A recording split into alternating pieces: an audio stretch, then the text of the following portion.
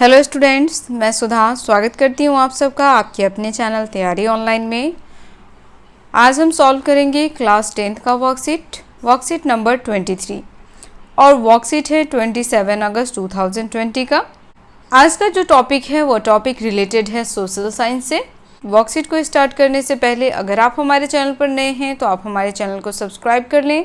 Video पसंद आए तो इसे लाइक करें, साथ ही अपने दोस्तों को भी शेयर करें ताकि उन्हें भी वर्कशीट नंबर 23 सॉल्व करने में हमारी वीडियो से हेल्प मिल सके। वर्कशीट नंबर 23 यह सामाजिक विज्ञान भूगोल का वर्कशीट है। आज हम भारत की प्रमुख खाद्यान्न फसलें एवं खाद्यान्नों के अलावा अन्य खाद्य फसलों के बारे में भी जानेंगे। तो चलिए स्टार्ट करते हैं। तो यहाँ देखिए, हमारा पहला फसल है चावल। चावल के लिए उपयुक्त जलवायु कैसी होनी चाहिए, मिट्टी कैसा होना चाहिए, तो देखिए यहाँ दिया हुआ है।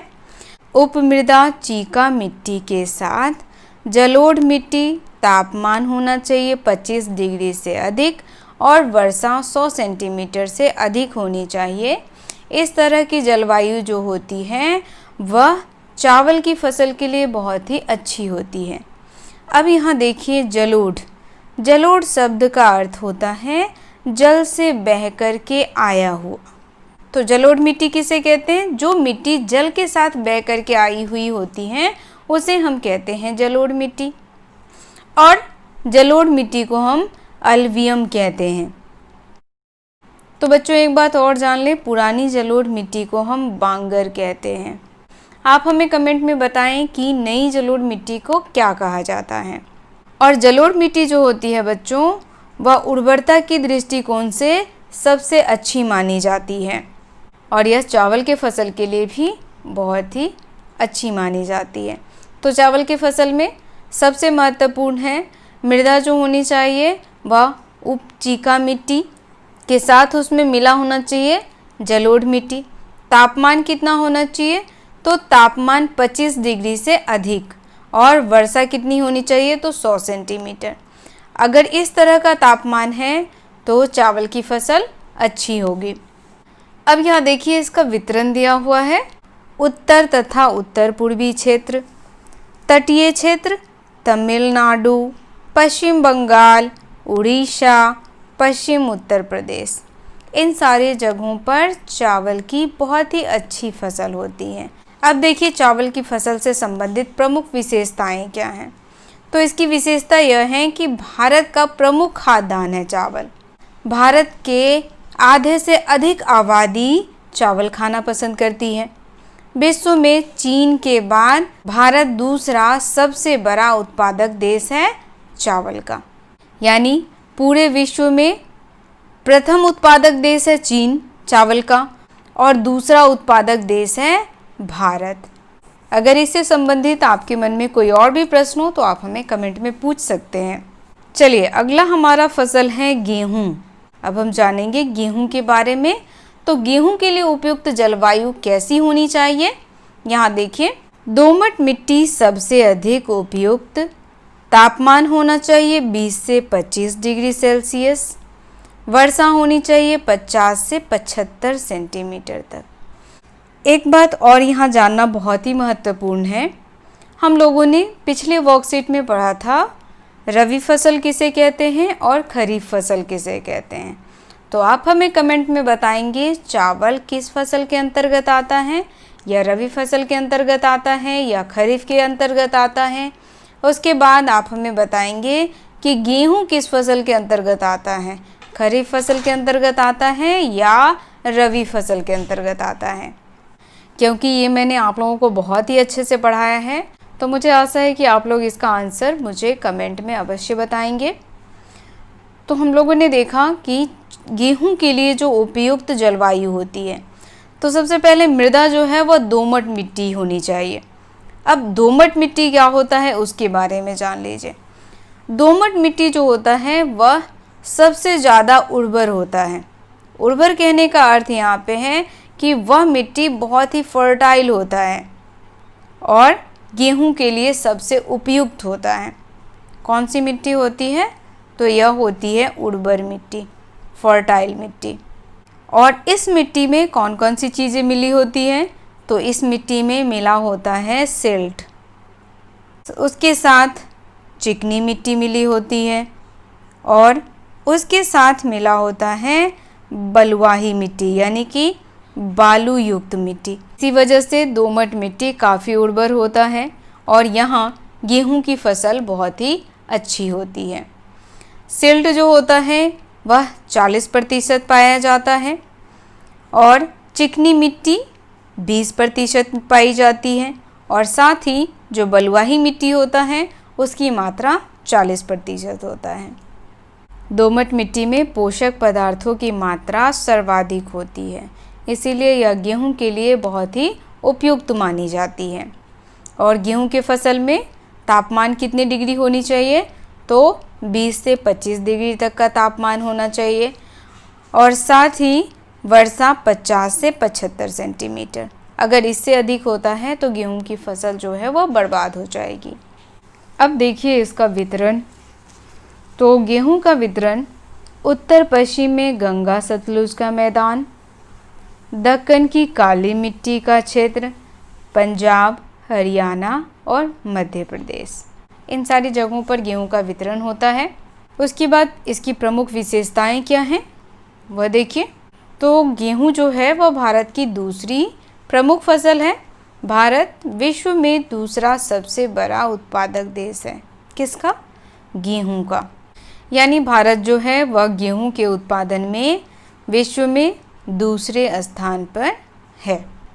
तो विश्व में गेहूं के उत्पादन में पहले स्थान पर चीन है। अगला हमारा है मक्का। तो चलिए अब हम देख लेते हैं मक्का के लिए उपयुक्त जलवायु कैसी होनी चाहिए। तो मक्का के उत्पादन के लिए पुरानी जलोढ़ मिट्टी सबसे अधिक उपयुक्त होती है। कम वर्षा व कम आर्द्रता की ज़रूरत होती है। मक्का के लिए हमें कैसी मिट्टी की ज़रूरत होती है, तो पुरानी जलोढ़ मिट्टी। मैंने पहले भी आपको बताया है पुरानी जलोढ़ मिट्टी को हम किस नाम से जानते हैं, तो पुरानी जलोढ़ मिट्टी को हम बांगर कहते हैं। और आपसे पूछा भी है कि नई जलोढ़ मिट्टी को क्या कहते हैं, तो आप हमें कमेंट में बताएं कि नई जलोढ़ मिट्टी को क्या कहा जाता है। पुरानी जलोढ़ मिट्टी जो होती है बच्चों, वह उर्वरता की दृष्टि से बहुत ही अच्छी होती है। इसी वजह से मक्के की फसल पुरानी जलोढ़ मिट्टी पर सबसे अच्छी होती है। अब देखते हैं वितरण। तो मक्का का वितरण कर्नाटक, मध्य प्रदेश, बिहार, महाराष्ट्र, उत्तर प्रदेश, आंध्र प्रदेश आदि जगहों पर होता है। उसके बाद हमारा है प्रमुख विशेषता क्या है इसकी। तो प्रमुख विशेषता है मोटे अनाजों में ज्वार, बाजरा और मक्का प्रमुख है। ज्वार भारत की तीसरी प्रमुख फसल है। और एक बात जान ले, संयुक्त राज्य अमेरिका में मक्का का उत्पादन सर्वाधिक होता है। चलिए अब अगला फसल देखते हैं। अगला फसल हमारा है चना। चना के बारे में जान लेते हैं। इसके लिए कैसी जलवायु होनी चाहिए, तो चना के उत्पादन में शुष्क एवं ठंडी जलवायु की ज़रूरत होती है। मध्य वर्षा 60 से 90 सेंटीमीटर तक होना चाहिए। अगर हम चना की खेती करते हैं तो हमें जलवायु कैसी चाहिए, शुष्क और ठंडी जलवायु चाहिए। साथ ही वर्षा जो है वह 60 से 90 सेंटीमीटर तक होनी चाहिए। अगर ऐसी जलवायु है तो चने की जो फसल है वह बहुत ही अच्छी होगी। अब देखिए चने की फसल सर्वाधिक कहाँ कहाँ होता है, तो सबसे अधिक चने का फसल मध्य प्रदेश में होता है, उत्तर प्रदेश में होता है, राजस्थान, हरियाणा, पंजाब और महाराष्ट्र जैसे जगहों पर चने की अच्छी फसल होती है। ये सारे राज्य जो हैं वह चना के वितरण के लिए प्रमुख राज्यों में शामिल हैं। तो अब हम चना की प्रमुख विशेषताएं जान लेते हैं। तो यहाँ देखिए इसकी विशेषता है विश्व में चना उत्पादन में भारत का पहला स्थान है। यानी पूरे विश्व में भारत एकमात्र ऐसा देश है जहाँ चना सर्वाधिक उत्पादित की जाती है। अगला फसल हमारा है मूंगफली। मूंगफली के बारे में देखिए, मूंगफली जो है इसके लिए कैसी जलवायु होनी चाहिए, तो मूंगफली के लिए शुष्क जलवायु होनी चाहिए। दोमट बलुआही मिट्टी और लाल बलुआही मिट्टी अधिक उपयुक्त होती है। मिट्टी कैसी होनी चाहिए? तो बलुआही। हमने अभी दोमट मिट्टी के बारे में जाना। दोमट मिट्टी जो होता है बच्चों, वह कैसी मिट्टी होती है? तो वह सबसे अधिक उर्वरक मिट्टी होती है। दोमट मिट्टी में क्या क्या मिला हुआ होता है वह देखिए। दोमट मिट्टी में मिला होता है 40% सिल्ट, ठीक है। उसके बाद मिला होता है 20% चिकनी मिट्टी। चिकनी मिट्टी का भी मिश्रण होता है इसमें, और साथ ही मिला होता है 40% बलुआही मिट्टी। इसीलिए दोमट मिट्टी जो है वह सर्वाधिक उर्वरक मिट्टी होती है और यह मूंगफली के लिए उपयुक्त मिट्टी है। अब चलिए देखते हैं इसका वितरण। तो वितरण गुजरात, आंध्र प्रदेश, तमिलनाडु, कर्नाटक प्रमुख उत्पादक प्रदेशों में है। इसकी विशेषता के बारे में भी जान लेते हैं। प्रमुख विशेषता क्या है? तो कुल तिलहन उत्पादन का आधा भाग मूंगफली से प्राप्त होता है। अब यहाँ देखिए बच्चों, तिलहन, तिलहन किसे कहते हैं? जिससे वनस्पति तेल का उत्पादन किया जाता है।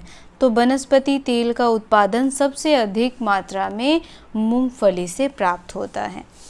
अगला हमारा है गन्ना। तो गन्ने की खेती जो है वह उष्ण एवं उपोष्ण कटिबंधीय क्षेत्रों में अत्यधिक होती है। अब देखिए इसके लिए तापमान जो है वह हमें 21 से 27 डिग्री सेल्सियस तक चाहिए, और साथ ही वर्षा हमें 75 से 100 सेंटीमीटर तक चाहिए होती है। इस प्रकार की जलवायु में गन्ने की फसल बहुत ही अच्छी होती है। अब हम जानेंगे कि गन्ने का उत्पादन यानी वितरण किन किन राज्यों में सर्वाधिक होता है।